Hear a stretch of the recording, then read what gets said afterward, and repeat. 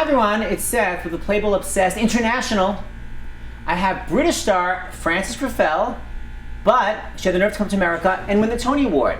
She's merged both sides. So first of all, Frances, do you prefer to be called Frances, Fran, or Frankie? Frankie while I'm here in New York. First of all, I love the PR. Frankie while I'm here in New York.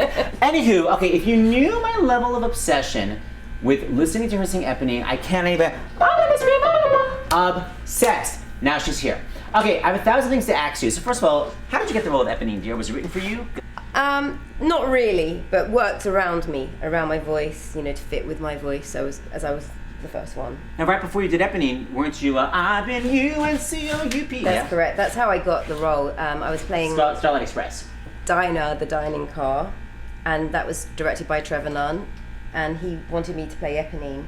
But we had to persuade Claude Michel and Alain Boublil to take me on, and John Caird, also the other director. So why did you have to persuade them? Well, it was because Trevor wanted me to play the role, but you know they all want to have their choice as well. So but you have a French name. They should have liked that. They're French.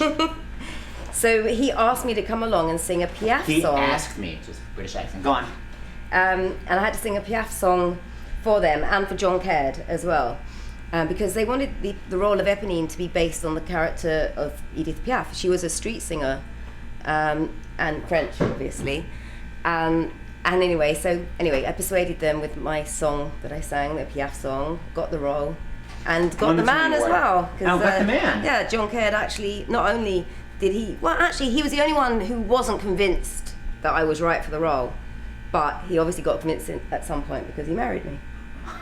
It's a romantic ending. By the way, you don't get married. As far as I remember, you die. Is that correct? I die, yeah, like most people, yeah. Makes no sense.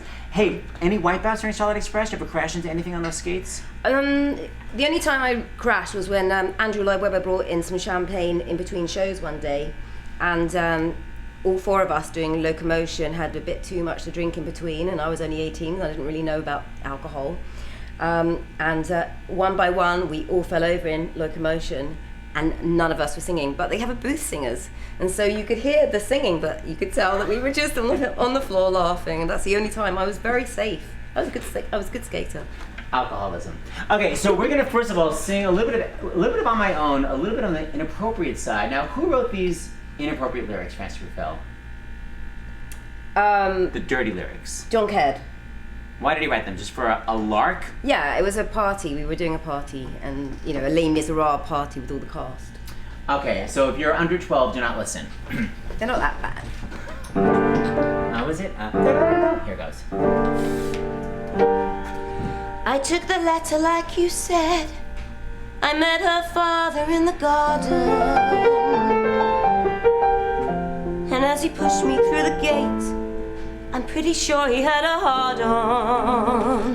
Well, that's the way it goes when little girls put on men's clothes. Okay, I'm cutting it off there. That's inappropriate. Okay, so my favorite story about Eponine, you know, every single photo of Frances Ruffelle in like, all the Eponines, you know, every single national tour bus and truck, she's always standing like this. It's the most like waif-like, oh, I'm devastated pose. Okay, now how did that pose actually come to be? She told me this 5 years ago, I'm obsessed. How did this pose happen? Well, I've got like really long arms, very monkey arms, and I never know what to do when I'm singing. Like, I always feel stupid, you know, so I just hugged myself, and it just stayed, and now it's what I think everyone's told to do. Literally, they don't do her arms, it's become Eponine's signature pose. So I decided we'd sing a little On My Own, and what if something else were going on during rehearsal, and that's why Eponine chose these arms. So these are different options that could have happened during rehearsal that would have led to Eponine's signature pose. Okay, so let's say, so we're rehearsing. Yeah. Okay, we're gonna run On My Own, and yet the rehearsal studio is way too sunny. On my own, pretending he's beside me. You just got your nails done. All alone, I walk with him till morning. I need my glasses, anybody? Without him, I feel his arms around me. What would I look like with a facelift? And when I lose my way, I close my eyes, and he has found me.